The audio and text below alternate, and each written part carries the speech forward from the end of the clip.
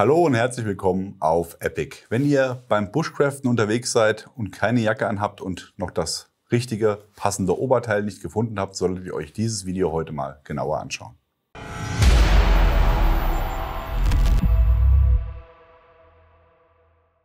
Die Rede ist vom Helicon Woodsman Shirt. Das habt ihr auch schon in den Kommentaren gewünscht, dass wir das mal vorstellen. Hier ist es, haben wir für euch organisiert und auch schon getestet. Ist in Zusammenarbeit entstanden mit survivaltech.pl, also es ist eine Survival-Webseite aus Polen. Helicon ist ja auch ein polnisches Unternehmen. Die haben zusammen dieses Hemd entwickelt. Warum ein Hemd? Ihr kennt das vielleicht aus dem militärischen Bereich, die BDU-Jacken, die man schon in der Vietnamkrieg-Ära und schon früher getragen, also typische Feldblusen, wie man in Deutschland sagen würde, wurden schon immer getragen, haben ihre Daseinsberechtigung und sind auf jeden Fall auch sehr, sehr gut. Haben aber den Nachteil, dass in der Regel die Feldblusen in Tarnmustern sind. Vielleicht will man gerade beim Bushcraften, wo man eh schon schräg angeguckt wird heutzutage, was Gedecktes haben. Und vielleicht auch nochmal das ein oder andere Feature, was eine Feldjacke nicht von Haus aus bietet, was man natürlich nachrüsten könnte. Aber Helicon hat hier wie immer mal mit dem hervorragenden Preis-Leistungs-Verhältnis, mit dem Woodsman-Shirt, genau diesen Sprung geschafft und die Sachen so kombiniert, dass man quasi ein Outdoor-Hemd hat, kombiniert mit den Features einer typischen BDU-Jacke oder Feldbluse. Gehen wir einmal kurz übers Material. Helicon verwendet hier Dura Canvas, das heißt, das ist dieses typische, festere Canvas-Material, was man mit Sicherheit auch wachsen kann. Besteht aus 69% Polyester, 33% Baumwolle und 2% Elastan. Für die Innentaschen, die aus einem Mesh-Material gefertigt sind, verwendet Helicon 93% Nylon und 7% Elastan. Von den Features her ist es erstmal ein sehr, sehr schlichtes Hemd. Das heißt, theoretisch könnte man es auch im Alltag tragen. Warum nicht, komme ich gleich noch drauf zu sprechen. Aber das ist ja auch dafür nicht gemacht, sondern das ist ein typisches Outdoor-Hemd. Ihr habt einen Stehkragen im oberen Bereich, eine abgedeckte Frontleiste, die geknöpft wird natürlich zur besseren Reparatur. Geknöpft wird das Ganze mit Canadian Slotted Buttons. Die haben übrigens auch inzwischen schon das Helicon-Logo eingraviert. Und die verlaufen hier auf einer Daisy Chain, die fest vernäht ist und dadurch die Knöpfe natürlich auch fest sitzen. Damit die Knöpfe nicht exponiert sind, ist quasi diese Abdeckung zweilagig. Das heißt, ihr habt die äußere Lage, die die Abdeckung bildet, und die innere Lage, die dann die Knopflöcher für die Canadian Slotted Buttons beinhaltet. Dann habt ihr typischerweise zwei Brusttaschen. Die sind auch mit einer Flappe abgedeckt und haben nur einen Knopf im Vergleich zu einer BDU, das mit zwei Knöpfen kommt. Hat den großen Vorteil, ich muss keine zwei Knöpfe öffnen. Und die eine Seite ist hier schon so nach unten abgenäht. Also die Flappe ist quasi hier abgenäht auf der Seite, auf der äußeren Seite, und auf der inneren offen. Das heißt, die Tasche öffnet sich quasi in einer dreieckigen Form, um dadurch eben auch von alleine gut zu halten, wenn die Tasche nicht geknöpft ist, und aber auch den Zugriff nicht zu erschweren. Im Inneren habt ihr dann nochmal eine Unterteilung in Form einer Mesh-Tasche, die am hinteren Bereich liegt, um zum Beispiel Gegenstände in der Tasche zu organisieren und zu sichern, dass die da nicht frei drin herumschlackern.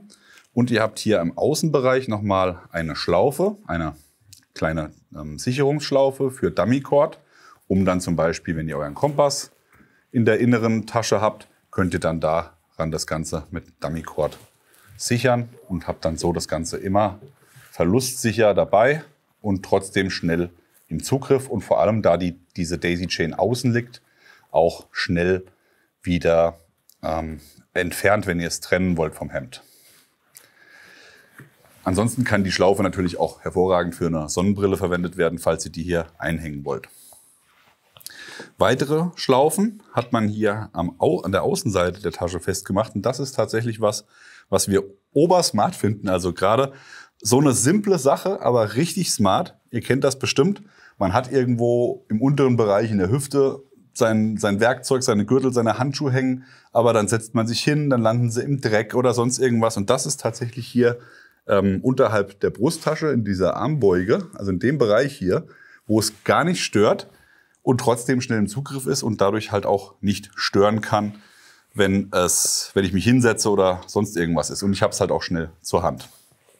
Jeweils rechts und links für Handschuhe, für Werkzeug, was auch immer ihr wollt.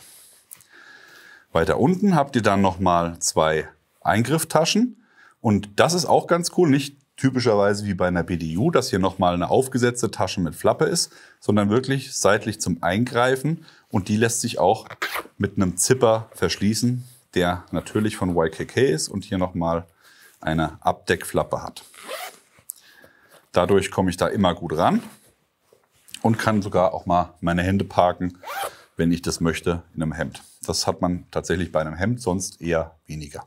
Im Innenbereich habt ihr 3 Taschen insgesamt, und zwar auf der linken Seite eine vertikale Reißverschlusstasche, hier mit einem feinen Mesh. Das Mesh ist übrigens hier im kompletten Brustbereich verbaut. Das heißt, man hat hier nicht nur eine Tasche, die handgroß ist, sondern man kann hier wirklich dann auch Gegenstände wie bei einem Smog bis zur Schulter hin hineinpacken. Also eine Karte zum Beispiel würde hier in der kompletten A4-Länge reinpassen. Und es gibt natürlich noch mal ein bisschen Atmungsaktivität. Also auch wenn ich Handschuhe habe, die ich trocknen will, könnte ich das hier auf der Brust tun. Aber natürlich auch prädestiniert hier in diesen typischen Taschen, die im unteren Bereich sind.